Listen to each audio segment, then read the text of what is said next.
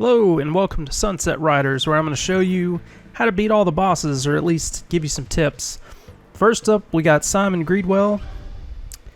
Pretty simple, straightforward boss. He's kind of going to teach you the ropes of what you're going to expect from some of the later bosses. But anyway, the best thing to do is to kill his henchmen and just kind of walk back and forth while you're doing it. Just keep taking them out. Bullets will follow you based on like where you're standing. Don't slide like that. That's really an easy way to get killed. But anyway, you just want to shoot the barrels till they disappear. Watch out for the barrels because they will kill you. And like I said, just keep walking him back and forth. And he's a pretty easy boss to take out. Just don't get yourself cornered. Don't jump around a bunch because you'll just get shot in the face. But yeah, this kind of teaches you how to just kind of walk the bullets and let them kind of slowly inch your way. But anyway, that is the boss fight. Up next, we got Hatfield. And he's a little trickier, but he's just kind of a little bit faster version of what we just kind of went through. Okay, you're going to want to take out his henchmen because they shoot faster than the last henchman. Don't worry so much about him, just kind of, he'll shoot 3 bullets at a time. Just kind of, you know, walk away from the bullets and just keep shooting the henchman. Shoot him occasionally when you get a chance, but really just going to want to keep those henchmen out of the way. If you have to jump in this one, jump away at the last bullet. Remember, he always shoots in little volleys of 3, so just keep walking back and forth. Kind of the same thing you did last time. But just keep pounding on the henchmen until they're gone. Okay, so now he's by himself. So he becomes a pretty easy boss. That was a tricky dodge. Okay, so anyway, when he jumps down like that, just shoot him in the face as fast as you can. But be warned, he can shoot you. Okay, so this is Dark Horse. And he's kind of tricky sometimes. Like, I would shoot the henchman up here at the top. There's not a ton of them. And then he'll shoot in volleys of 3 as well. His bullets are kind of quick, but you want to take out the guys up top. And then be careful with your jumps, because sometimes you'll just land on a bullet of his. But anyway, if you get in a situation like that where you can just sit right on top of him and shoot, he'll be dead in no time. So up next are the Smith brothers. These guys are kind of tricky. Personally, I would take out the left Smith brother first, but in this video I don't. The first one, like the one on the left, he throws bombs, as you can see, and they have a wide radius of damage. And then the one on the right throws candles, and they burn for a little bit, and they have a much smaller radius of damage. You're going to always want to jump when you see a bomb coming your way to kind of stay out of the way. But just don't jump face first into them. But if you just kind of, you know, keep damage on him, once his brother's gone, he's going to throw tons faster. So it's a tricky thing, but it just takes some practice. This is Greco. What you're going to want to do with him is just shoot him from a distance. You don't ever want to get close to this guy, because if you're within distance of his whip, he will whip the shit out of you, and it's not good. So if he's jumping your way, just jump away.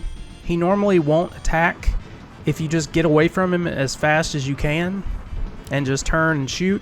But like I said, you don't want to be within whipping distance. But anyway, that's how fast that fight goes. This is Chief Scalp'em, or Wigwam in the Super Nintendo one. This is the trickiest boss next to Sir Richard Rose. You're going to want to just stay in between his knives, which is super hard to do. Don't get too close to him, because he will just stab you with his knife. And you're going to ideally want that special sweet spot right there where you can just do damage on him. Okay, so this is Paco Loco, I think.